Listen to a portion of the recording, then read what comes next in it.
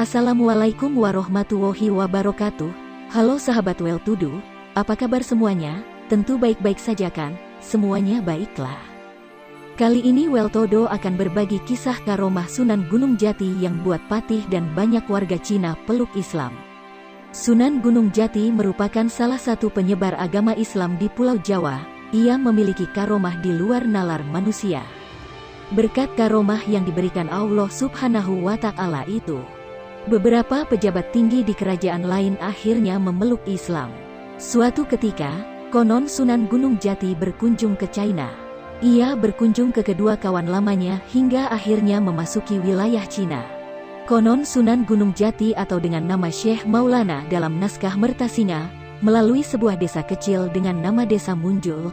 Dari sinilah asal mulanya upacara panjang jimat dilakukan. Di tempat itu pula konon Sunan Gunung Jati termasyhur karena kekeramatannya. Dikutip dari Sejarah Wali Syekh Syarif Hidayatullah Sunan Gunung Jati, naskah Mertasinga, terjemahan Aman N. Wahju. Orang-orang Cina berdatangan menemuinya dengan penuh ketakjuban. Kemudian mereka masuk agama Islam. Akan tetapi, mereka merahasiakan kepercayaan barunya karena mereka takut kepada raja. Berita mengenai kehadiran Syekh Maulana sudah tersiar ke seluruh negeri. Telah tersiar kabar akan kehadiran seorang pendeta luhur yang berilmu tinggi. Kabar adanya seorang yang sakti mandraguna akhirnya tersebar di seluruh negeri, hingga sampailah ke telinga Raja Cina. Sang raja pun memanggil patihnya yang bernama Patih Sampo Talang. Ia diperintahkan untuk memanggil Sunan Gunung Jati karena ingin mengujinya. Patih Sampo Talang segera menjumpai Sunan Gunung Jati. Setelah tiba di hadapannya, Ki Patih terpesona melihat wajahnya yang memancarkan cahaya yang jernih, sehingga menembus kalbunya. Sampo Talang menjadi gundah hatinya hingga akhirnya dia menangis dan menyampaikan keinginannya untuk menjadi pengikutnya masuk agama Islam. Sebagaimana yang lainnya, dia pun merahasiakan keimanannya karena takut kepada rajanya.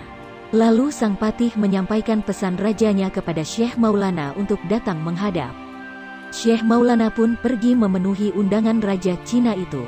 Ketika dia bersama Patih Sampo Talang menuju istana raja, terdengar ada suara yang memberikan peringatan kepada Syekh Maulana. Syekh Maulana, janganlah kamu hendak melebihi dengan mengislamkan raja Cina itu. Janganlah melebihi dari apa yang dimintanya. Demikian bunyi suara itu. Sumber suara yang tidak diketahui itu mengatakan, sejak dahulu sang raja pada intinya sulit untuk menerima keberadaan agama Islam dan sulit untuk diajak memeluk agama Islam. Dikisahkan Sunan Gunung Jati sudah tiba di hadapan Raja Cina. Sang raja meminta tolong Sunan Gunung Jati memeriksa anaknya bernama Anyontin, yang tengah sakit busung menahun atau bukan. Sang raja pun berujar jika anaknya sembuh maka akan diberikan kepada Sunan Gunung Jati untuk dinikahi. Setelah melihat putri Anyontin, Syekh Maulana mengatakan putri Raja Cina itu menderita sakit busung yang tidak akan dapat sembuh sampai Anyontin menyingkir dari istana. Mendengar jawaban Sunan Gunung Jati, raja menjadi murka. Sang raja menghardik dengan luapan amarah yang amat sangat, "Kamu pendeta bohong. Anakku besar perutnya hanya untuk mencoba kamu. Perutnya ku ganjal dengan kain. Pendeta gila kamu ini. Matilah kamu dan jangan berani lagi datang ke negeriku." Kemudian Syekh Maulana diusir pergi meninggalkan negara Cina, tanpa merasa sedih atau sakit hati. Sebagaimana halnya sifat aulia yang selalu berserah diri. Usai Sunan Gunung Jati pergi, Raja Cina itu kemudian menyuruh anaknya melepaskan kembali pengganjal perutnya. Betapa kagetnya sang raja ketika mengetahui bahwa kain pengganjal itu sudah tidak ada. Perut sang putri kini menjadi benar-benar besar, benar-benar menjadi sakit busung. Setelah yakin akan apa yang dilihatnya, Raja Cina lalu memanggil Patih Sampo Talang. Sang patih diminta untuk mencari Sunan Gunung Jati kembali sampai bertemu. Bahkan raja memberikan ancaman ke patihnya untuk dibunuh, jika berani pulang tanpa bertemu Sunan Gunung Jati. Segera sang patih mohon diri untuk mencari Syekh Maulana, semua desa dijelajahinya. Gunung-gunung ditelusuri hingga kemudian Patih Sampo Talang menyeberang lautan mencari orang yang dikehendaki oleh rajanya. Konon pencarian itu membuat patih raja itu terdampar di luar negeri. Berikut adalah 5 karomah Sunan Gunung Jati lainnya. 6 kehebatan karomah sakti Sunan Gunung Jati Cirebon. Sunan Gunung Jati merupakan salah satu dari anggota Wali Songo yang dikenal sangat sakti dengan memiliki banyak karomah yang hanya dimiliki oleh para wali Allah. Sunan Gunung Jati berdakwah dengan menyebarkan Islam di tanah Jawa bagian barat. Beliau tinggal di salah satu daerah di wilayah Cirebon, Jawa Barat. Dari daerah inilah Sunan Gunung Jati mulai berdakwah dan mengajarkan ilmu agama Islam. Dalam menyebarkan ajaran Islam di tanah Cirebon, Sunan Gunung Jati memiliki akhlak yang sangat mulia dan dikenal sangat ramah. Penduduk Tatar Pasundan pada saat itu masih banyak yang menganut ajaran Hindu-Buddha dan juga ajaran yang dikenal Sunda Wiwitan ataupun Kapitayan. Selain itu, dalam menjalankan dakwahnya, Sunan Gunung Jati juga memiliki banyak karomah layaknya para wali Allah lainnya. Karomah Sunan Gunung Jati semuanya bisa dibilang di luar nalar manusia biasa dan beberapa karomah yang dimilikinya belum banyak diketahui oleh masyarakat luas. Di antara wali Songo yang menyebarkan Islam di Nusantara, nama Sunan Gunung Jati mungkin paling banyak dikenal. Sunan Gunung Jati memiliki nama asli Syarif Hidayatullah dan merupakan salah satu wali Songo keturunan Prabu Siliwangi dari garis ibundanya. Seperti anggota wali Songo lainnya, Sunan Gunung Jati pun dipercaya masyarakat mempunyai karomah para wali, dan di antara karomah serta kehebatan Sunan Gunung Jati adalah sebagai berikut. 1. Bisa mengobati penyakit dalam melakukan operasi hanya menggunakan tangan. Salah satu karomah sakti Sunan Gunung Jati yaitu mampu melakukan operasi hanya dengan tangan kosong. Karomah sakti yang dimiliki Sunan Gunung Jati ini sangat masyhur dan tersirat dalam salah satu naskah Cirebon. Kisah ini bermula dari sepasang suami istri yang mencurigai perut istrinya yang lama-kelamaan besar seperti sedang hamil. Sang suami meyakini kalau sang istri sedang mengandung karena kondisi yang dialami istrinya dengan perut yang membesar. Akhirnya pasangan tersebut menemui Sunan Gunung Jati untuk memastikan isi di dalam perut si istri. Ternyata saat diperiksa oleh Sunan Gunung Jati, perut sang istri itu bukan kandungan melainkan penyakit tumor. Dengan karomah yang dimiliki Sunan Gunung Jati, akhirnya beliau membelah perut sang wanita dengan tanpa menggunakan alat apapun.